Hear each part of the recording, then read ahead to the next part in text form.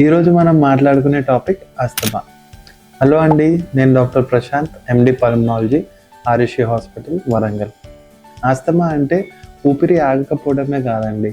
Asthma అంటే మన ఊపిరితిత్తుల్లో ఉండే ఎయిర్వేస్లో ఇన్ఫ్లమేషన్ అవ్వటం. ఇందువలన మన ఊపిరితిత్తులు ఇరుగ్గా మారిపోతాయండి. గాలి లోపలికి బయటికి ఆడడానికి ఇబ్బంది కలుగుతుంది.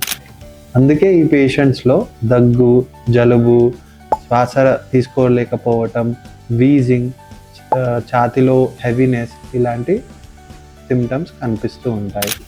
దుమ్ము, ధూళి, ఎలర్జీస్, ఇన్ఫెక్షన్స్, ఇంకా పొల్యూషన్ ఇవి మెయిన్గా మన ఆస్తమాని ట్రిగర్ చేస్తూ ఉంటాయి.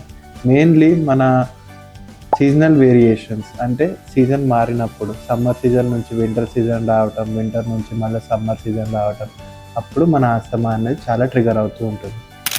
సమయానికి ట్రీట్మెంట్ తీసుకోవటం, ఇంకా సరైన ఇన్హేలర్ వాడడం వల్ల మనం ఆస్తమాని కంట్రోల్ చేయవచ్చు. తరచూ దగ్గు లేక వీజింగ్ ఉంటే నిర్లక్ష్యం చేయకండి. దగ్గరలో ఉన్న పల్మనాలజిస్ట్కి కన్సల్ట్ అవ్వండి. Thank you.